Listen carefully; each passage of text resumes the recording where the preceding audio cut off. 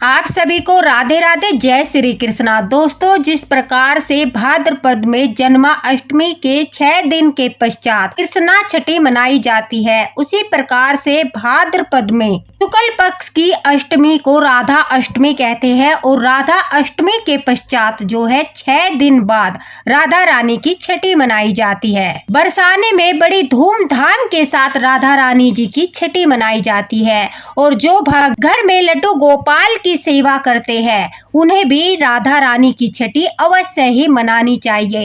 इस लीला कथा के माध्यम से आपको पता चलेगा कि अगर आप राधा अष्टमी के बाद राधा रानी की छठी मनाते हो तो आपको उसका क्या फल प्राप्त होता है, कितनी फलदायी होती है राधा रानी की छठी। 5 सितंबर को जो है राधा रानी की छठी मनाई जाएगी और राधा रानी की छठी मनाने का शुभ मुहूर्त सुबह 7 बजे से लेकर शाम के 7 बजे तक रहेगा। अर्थात आप सुबह 7 बजे से लेकर शाम के 6 बजे तक किसी भी समय राधा रानी की छठी का उत्सव मना सकते हो। वीणा जी के द्वारा आपको पता चलेगा कि राधा रानी की छठी मनाने के पश्चात कितना बड़ा प्रतिफल जो है भक्तों को प्राप्त होता है, कैसे राधा रानी की कृपा बरसती है और वो अपने भक्तों को खुशियों से मालामाल कर देती है। अगर आपने राधा अष्टमी मनाई है तो आपको राधा रानी की छठी भी अवश्य ही मनानी चाहिए। आपको ज्यादा कुछ नहीं करना है, बहुत ही सिंपल तरीके से आप राधा रानी की छठी मनाकर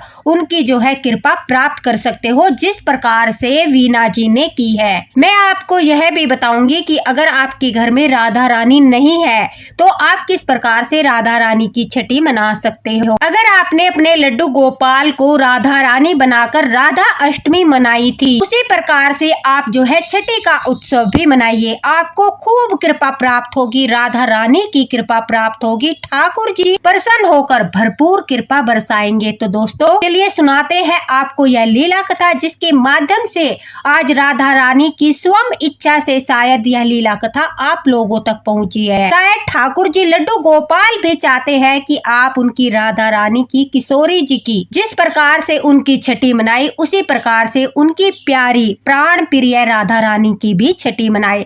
आपका सौभाग्य है कि आप तक यह लीला कथा पहुंची, यह स्वयं ठाकुर जी और राधा रानी की ही कृपा है। तो चलिए सुनाते हैं आज की राधा रानी की कृपा बरसाने वाली यह अद्भुत लीला कथा। मीना जी कहती है कि जिस खानदान में उनकी शादी हुई थी, जहाँ पर वो शादी करके गई थी, उस खानदान में 7 पीढ़ियों से किसी भी कन्या का जन्म नहीं हुआ था। शुरुआती दौर में तो सभी को यह लगता था कि चलो कोई बात नहीं, हमारे घर में कन्या नहीं हुई, हमारे घर में वंश को आगे बढ़ाने वाले बेटों ने जन्म लिया। लेकिन जैसे जैसे समय बीतता गया, पीढ़ियां बीतती गई, लोगों की सोच बदलती गई और उनके मन में पुत्री के प्रति यानी बेटी के प्रति भावनाएं आती गई। उनके मन में यह भाव आता रहा कि काश हमारे घर में भी एक छोटी सी कन्या जन्म ले, क्योंकि काफी समय बीत चुका था, उनके परिवार में किसी को भी जो है बेटी नहीं हुई थी। मीना जी कहती है कि मेरे मायके में लड्डू गोपाल की सेवा होती थी और वहीं पर राधा रानी की कृपा भी हमारे ऊपर खूब थी। हमारे घर में लड्डू गोपाल के पश्चात राधा रानी ने प्रवेश किया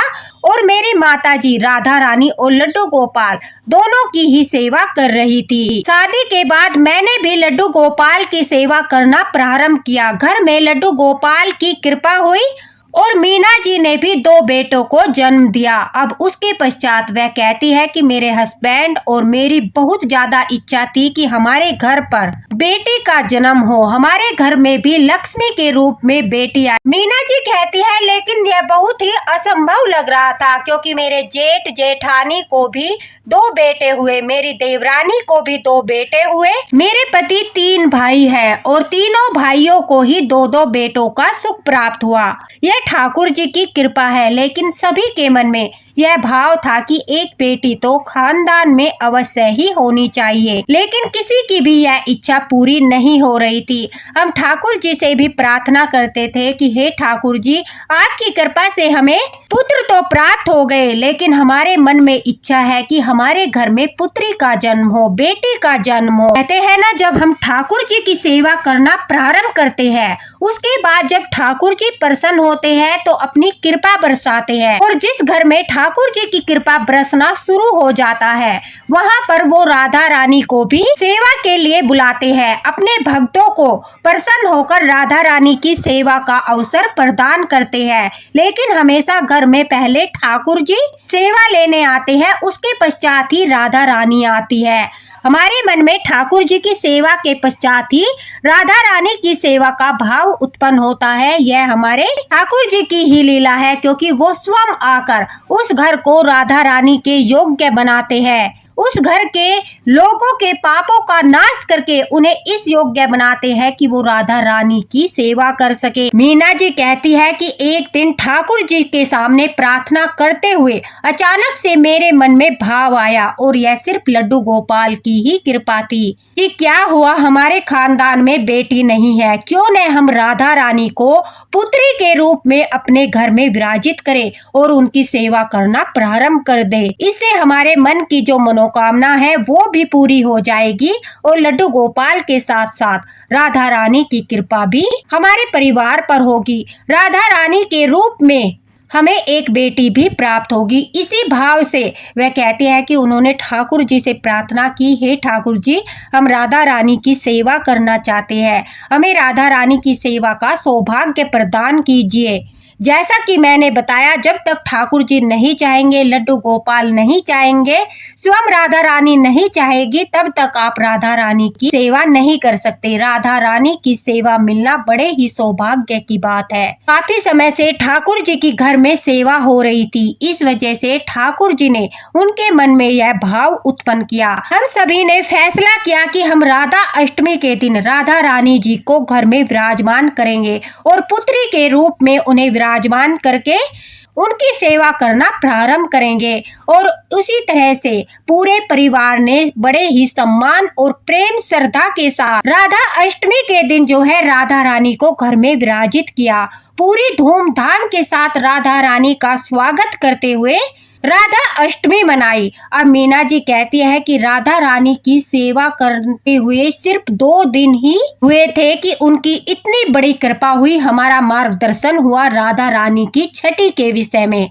हमें राधा रानी की छठी के बारे में पता चला। हमें पता चला कि जो लोग राधा रानी की छठी मनाते हैं उन पर राधा रानी की विशेष कृपा बरसती है। छठी के दिन राधा रानी अपने भक्तों के भाग्य में खुशियां और उनकी मनोकामना पूर्ण करने का आशीर्वाद प्रदान करती है।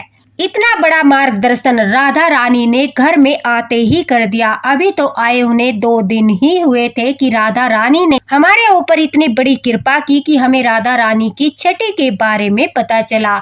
मीना जी कहती है कि राधा अष्टमी के 6 दिन के बाद राधा रानी की छठी आई और हम लोगों ने बड़ी धूमधाम के साथ छठी का उत्सव मनाया। अगर आपके घर में दोस्तों राधा रानी नहीं है, जिस प्रकार से आपने राधा अष्टमी को लड्डू गोपाल को राधा रानी रूप देकर राधा अष्टमी मनाई थी, उसी प्रकार से आप राधा रानी की छठी भी मना सकते हो।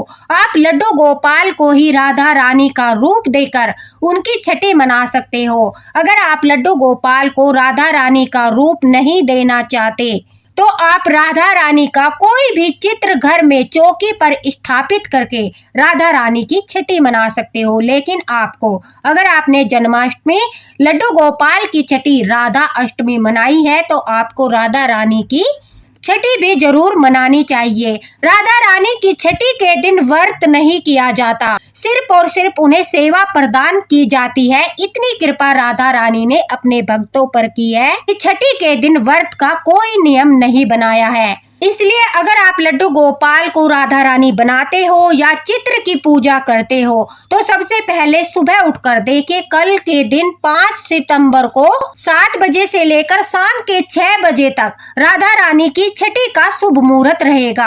आप सुबह को राधा रानी को स्नान कराने के पश्चात, लड्डू गोपाल के साथ ही स्नान कराने के पश्चात शाम तक जो है उनकी छठी किसी भी समय मना सकते हो। सुबह उठकर आपको जो है राधा रानी को स्नान कराना है, लड्डू गोपाल को स्नान कराना है। अगर आप सुबह स्नान नहीं करा सकते तो जिस समय आप छठी मनाने के लिए, उत्सव मनाने के लिए चौकी लगाते हो उस समय भी आप छठी का स्नान करा सकते हो। अन्यथा आप सुबह ही स्नान कराकर राधा रानी का श्रृंगार करके उसके पश्चात आराम से जो है भोग इत्यादि उत्सव मना सकते हो।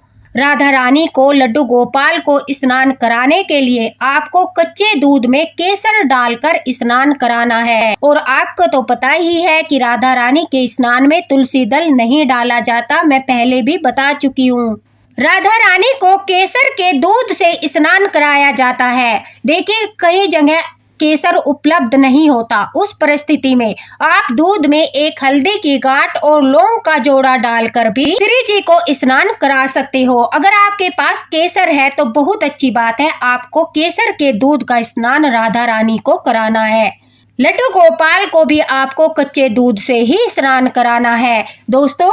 उसके पश्चात साफ जल से राधा रानी को स्नान कराकर उनका श्रृंगार करना है। और राधा रानी की छठी के दिन भी राधा रानी को नीला रंग बहुत अधिक प्रिय है, नीले या पीले रंग की पोशाक धारण करानी है, उनका अच्छे से श्रृंगार करना है। और राधा रानी को चौकी पर या आप मंदिर में पूजा करते हो, अपने मंदिर में पीला या फिर लाल आसन लगाकर उसके ऊपर राधा रानी को विराजित करना है। और राधा रानी की छठी का दिया आपको जलाना है। यह दिया आपको शाम 6 बजे तक तो अवश्य ही जलाना है। यह दिया आप घी का भी जला सकते हो, तिल के तेल का भी जला सकते हो। दिया जलाने के पश्चात आपको राधा रानी को पुष्प समर्पित करने हैं। राधा रानी को उनके प्रिय भोग लगाने हैं। 56 भोग बरसाने में लगाए जाते हैं, लेकिन घर पर सभी के पास जो है 56 भोग लगाने की सामर्थ्य नहीं होती। जो भी भक्त 56 भोग नहीं लगा सकते वो छठी के दिन राधा रानी को जो है मखाने की खीर या फिर केसर की खीर या फिर साबूदाने की खीर, इनमें से कोई भी एक खीर बनाकर, कढ़ी चावल का भोग, उसके साथ साथ आप खिचड़ी का भोग भी लगा सकते हो अगर आप कढ़ी चावल नहीं बना सकते। छठी के दिन कढ़ी चावल और खिचड़ी का बहुत अधिक महत्व होता है, इसलिए आप इनमें से कोई एक भोग अवश्य बनाए। साथ ही साथ हलवा, पूरी और जो है अरवी की सब्जी का भोग भी राधा रानी को लगाया जाता है। राधा रानी के प्रिय भोग में मैंने पहले भी बताया है, मालपुआ, रबड़ी, रसमलाई का भोग भी लगाया जाता है जो राधा रानी को बहुत अधिक प्रिय है। आप कोई भी 5 भोग लगाकर उनके जो पसंद के 5 भोग है राधा रानी की छठी के दिन उन्हें जो है भोग लगाकर प्रसन्न कर सकते हो। उनके 5 प्रिय भोग ही उनके जो है 56 भोग के बराबर होते हैं, इसलिए उनके जो प्रिय भोग है उनमें से आप सिर्फ 5 भोग बना लीजिए और राधा रानी को उनका भोग लगाइए। भोग लगाने के पश्चात आपको जो है राधा रानी की आरती करनी है, उनके नाम जाप करने हैं। राधे राधे के जाप भी आप कर सकते हो। अगर आपके पास राधा रानी का कोई नाम है, मंत्र है, वह भी जाप आप कर सकते हो। राधा रानी की छठी का उत्सव मनाने के लिए आप छोटा सा कीर्तन रख सकते हो। स्वयं बैठकर ही उनके सामने 2-3 भजन कर सकते हो। बहुत ही आनंद की अनुभूति होती है जब हम राधा रानी के भजन गाते हैं, उनकी छठी का उत्सव मनाते हैं। अगर आप नारियल की भेंट कलश की स्थापना करना चाहते हो तो वो आपकी इच्छा पर निर्भर करता है, वो आवश्यक नहीं है। आप सिर्फ एक लोटा जल भरकर उसके ऊपर जो है कोई भी फल, केला, सेब, मौसमी फल कोई भी कलश के ऊपर रख के कलश स्थापना कर सकते हो। कलश के ऊपर हरा नारियल चढ़ाकर वो भी राधा रानी को समर्पित कर सकते हो। राधा रानी की छठी का उत्सव मनाने का सौभाग्य लड्डू गोपाल भक्तों को ही मिलता है। बड़े सौभाग्यशाली होते हैं वो लोग जो राधा रानी की छठी मनाते हैं। अपने सामर्थ्य के अनुसार आप राधा रानी को फलों का भोग लगाइए, मिठाइयों का भोग लगाइए। जिस प्रकार से आप उन्हें भोग लगाना चाहते हैं उतने ही भोग आप लगा सकते हैं, वो आपकी इच्छा पर निर्भर करता है। सारी पूजा पाठ करने के पश्चात, भजन करने के पश्चात राधा रानी के सामने आप जो है प्रार्थना कीजिए, हे राधा रानी, मैं आपकी छठी का उत्सव मना रही हूँ, कृपा करके मेरी यह सेवा स्वीकार कीजिए। दोस्तों, मीना जी ने भी इसी प्रकार से राधा रानी की छठी मनाई और वो कहती है कि राधा रानी की छठी मनाते समय उन्हें इतने आनंद की अनुभूति हुई, उन्हें सचमुच ऐसा भाव आ रहा था कि उनके घर में एक कन्या का जन्म हुआ है, उनके घर में एक बेटी आई है। उन्हें बहुत ही ज्यादा आनंद की अनुभूति हो रही थी और मन प्रसन्न हो रहा था। वह कहती है कि राधा रानी की छठी मनाते हुए उनके मन में, उनके घर परिवार वालों के मन में जो घर में बेटी को जन्म लेने वाली बात थी, वह इच्छा ऐसा लग रहा था स्वयं राधा रानी ने आकर पूर्ण कर दी हो। सभी के मन में बहुत खुशियाँ थी। राधा रानी को पुत्री के रूप में विराजित करके घर में बहुत ज्यादा सकारात्मक ऊर्जा का आभास हो रहा था। ऐसा लग रहा था मानो चारों तरफ राधा रानी का प्रकाश फैला है। पूरे घर में इतनी अच्छी सुगंध आ रही थी। ऐसी अनुभूति उस परिवार को पहले कभी नहीं हुई। ऐसा लग रहा था जैसे साक्षात राधा रानी और ठाकुर जी उस समय उस घर में विराजमान हो। मंद मंद मुस्कान के साथ राधा रानी और लड्डू गोपाल सज संवर कर चौकी पर बैठे हुए थे। पूरा घर परिवार, मीना जी, वो सभी राधा रानी की छठी का उत्सव मना रहे थे, भजन कर रहे थे, नाच रहे थे। मीना जी कहती है हम सभी परिवार वाले बार बार राधा रानी को धन्यवाद कर रहे थे, ठाकुर जी को धन्यवाद कर रहे थे कि उन्होंने हमें सेवा का मौका दिया, इतना बड़ा सौभाग्य प्रदान किया और छठी के उत्सव के बारे में मार्गदर्शन किया। यह सिर्फ और सिर्फ ठाकुर जी की कृपा थी, राधा रानी की कृपा थी। मीना जी कहती है हमने आंखें बंद करके पूरे परिवार ने राधा रानी से प्रार्थना की, हे राधा रानी, हमारी 7 पीढ़ियां बीत चुकी है, हमारे घर में अभी तक बेटी का जन्म नहीं हुआ।